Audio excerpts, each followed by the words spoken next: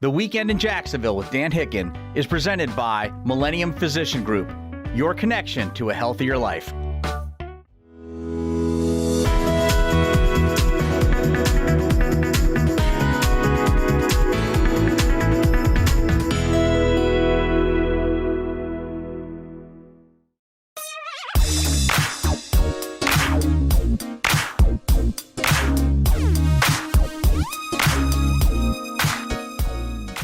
Jacksonville, Dan Hicken here, the media mogul, ready to give you all things Jacksonville sports coming up this weekend. It is going to be a heck of a weekend in Jacksonville, FLA. We got college ball, but it's our last one without our Jaguars. Speaking of the Jaguars, they had to get down to the 53-man roster. That means a lot of guys had to go, and a lot of guys did. But there are some caveats here. There's a much bigger practice squad now. There's 16 guys, and the Jags have stored a lot of their veteran receivers there in hopes that they'll get healthy. Maybe they can help the team later on. Jaguars, I think what surprised me the most is that they really didn't go too much into the waiver wire, which suggests to me not a lot of talent getting cut in the NFL, man. They got a speedy receiver from the Chargers who caught 20 balls and averaged almost 20 yards a catch last year. But again, if you're getting somebody from somebody else's waiver wire, that's because they got cut because that team didn't think they're very good or good enough to be on their 53-man roster or maybe even their practice squad. So keep that in mind. Don't get too excited, but they did add speed. And one thing about our football team, we don't have a lot of speed yet on offense. We need to find fast guys to help Trevor. So this kid from the Chargers should be able to help Trevor Lawrence going forward. And boy, oh boy, it gets started in just a week, huh?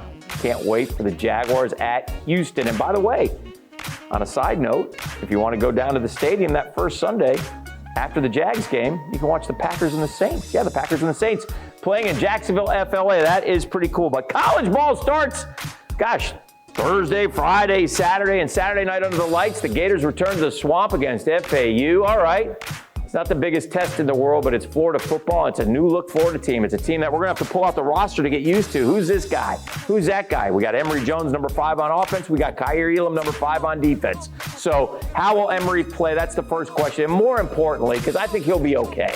All right, he's not going to be Kyle Trask. He's not going to throw for the kind of yards that Kyle Trask had the greatest passing season in Gator history last year. So don't expect Emory Jones to do that, but he can run.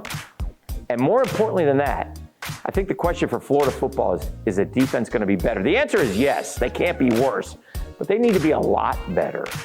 They need to hold FAU to 7 points, 10 points. Then we'll start to know. They've got Alabama in 3 weeks. You better be ready for Alabama. You got 2 tune-ups, FAU in South Florida and Tampa, and that's it. So get ready, buckle in. College football is here. And then FSU, what a great start. Up game, Notre Dame.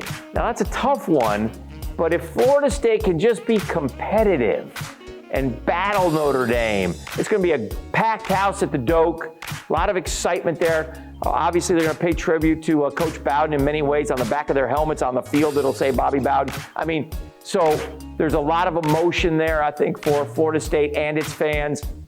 Can Mike Norvell come out, though, and play competitively on Sunday night against Notre Dame? Notre Dame's a good team, man. I know they changed quarterbacks. I know Ian Book's not there anymore, but they got the transfer from Wisconsin, Cone, in there at quarterback. He's got experience. It's a great challenge for FSU. And don't forget, high school football. Man, we got some great games on Friday night. We've got Atlantic Coast and Riverside.